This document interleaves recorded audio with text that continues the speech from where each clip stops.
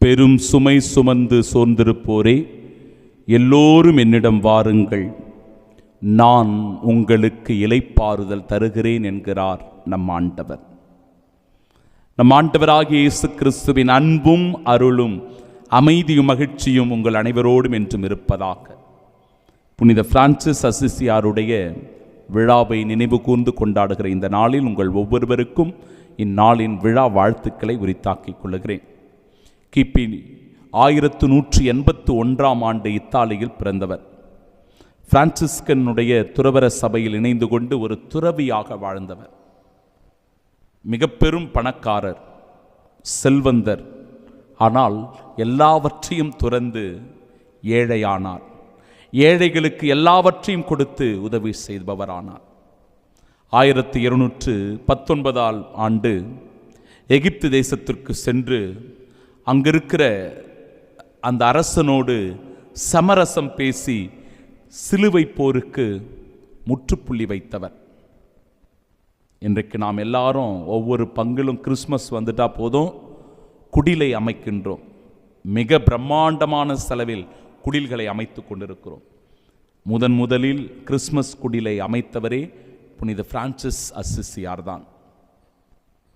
1224 இவருக்கு 5 காய வரம் கிடைக்கிறது. 5 காய வரம் பெற்றவர். ஆண்டவர் இயேசு கிறிஸ்து அந்த சிலுவையில் அனுபவித்த 5 காயங்களை தன் உடலில் சுமந்து கொண்டு அந்த துன்பத்தில் வாழ்ந்தவர். இயற்கையின் மீது அவருக்கு தனியாத தாகம் இருந்தது.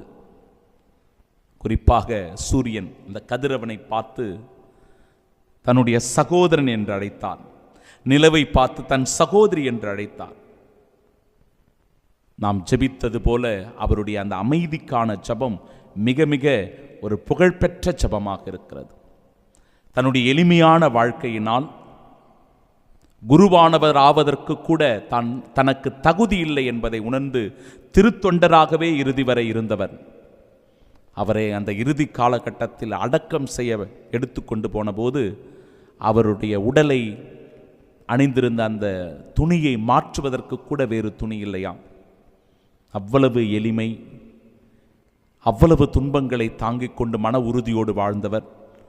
ஏழை எளிய மக்களின் மீது அதிகமான அன்பும் அக்கறையும் காட்டி உதவி செய்தவர். திருச்சபையினுடைய அமைதிக்காக உழைத்தவர், பாடுபட்டவர். இயற்கையை நேசித்து அன்பு செய்தவர். இத்தகைய புனிதருடைய மதிப்பீடுகளை நாமும் கூட இன்றைக்கு ஏற்று வாழ வேண்டும்.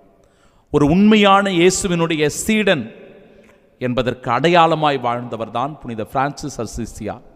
புனித பிரான்சிஸ் அசிசியாருடைய பெயரினில் இன்றைக்கு ஏராளமான சபைகள் இந்த புனிதரை பாதுகாவலராக கொண்டிருக்கிறது.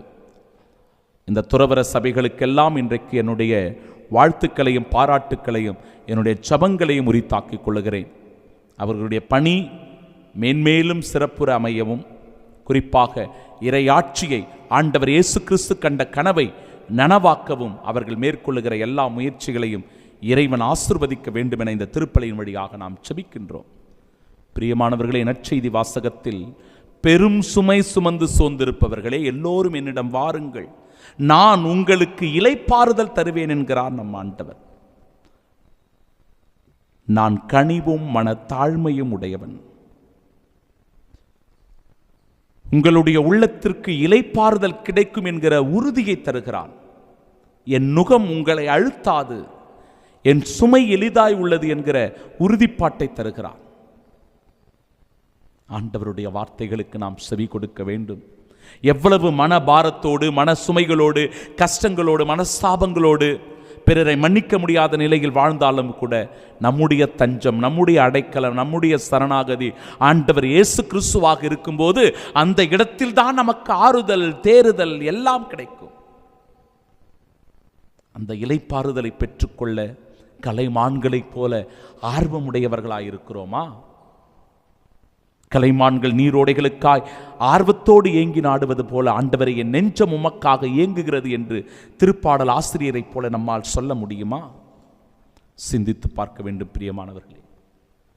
இன்றைய பதிலுரை பாடலிலும் கூட அற்புதமான இறை வார்த்தைகள்.